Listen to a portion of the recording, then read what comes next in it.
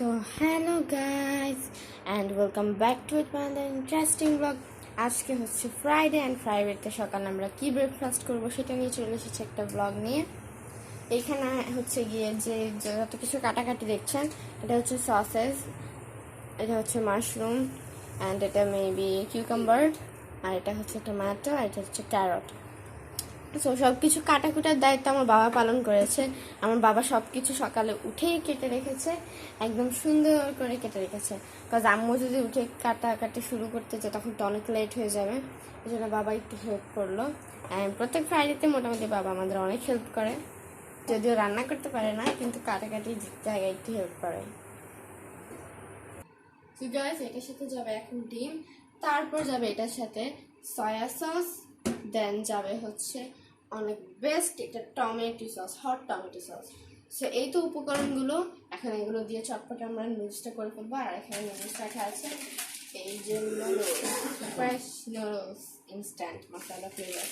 So এগুলো এখন রান্না করা হবে, বাট আমার বেশিরভাগ টাইমে হচ্ছে রামিনটা বেশি পছন্দ, বাট আজকে আমরা এটাই করবো, কারণ রামিন আমার ইচ্ছা। দেখা যাক কীভাবে করি। তো আগে হচ্ছে আমরা সসেসটা ভেজে নিব, সসের সাথে মাশরুমও ভেজে নেব।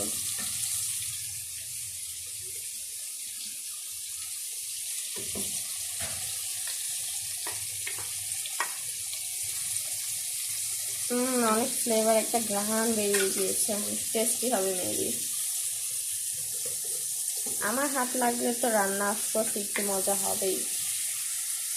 সল্ট,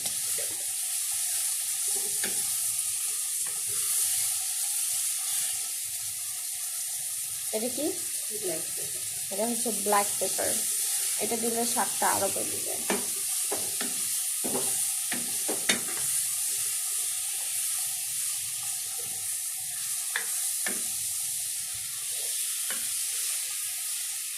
এগুলি সবসময় হাই হিটে করা লাগে, অনেকে জানে না, পানি দিয়ে ফেলে যায়।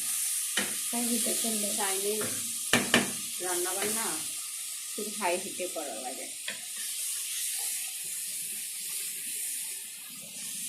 এটার সাথে আমি গাজরটাও দিয়ে দিব,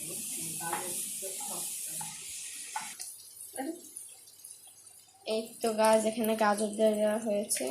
তারপর হচ্ছে আমরা নুডলসের মশলাগুলো দিয়ে দিয়েছি, আর একটু সয়া সস দিয়েছি, আর এখন হচ্ছে ডিমগুলো দিয়ে দিচ্ছি।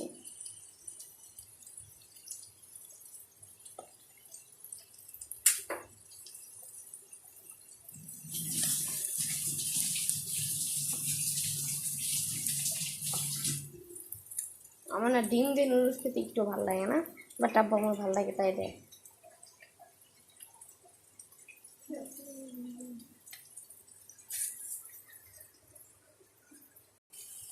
কেমন হচ্ছে খেলে বুঝে যাবে, দেখতে তো অনেক সুন্দর।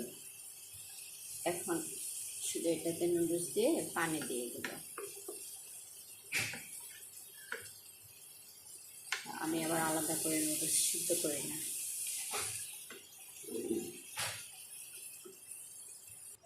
এই তো গাছ, আমাদের নুডলস প্রায় শেষের পথে। এখানে সব কিছু দেওয়া হয়ে গেছে, এখন নুডলস দিয়ে দিয়েছি। এই যে আমাদের একদম ঝরঝরা একটা নুডলস হয়ে গেছে। আলাদা করে নুডলস সিদ্ধ করা লাগে না, এভাবে করলে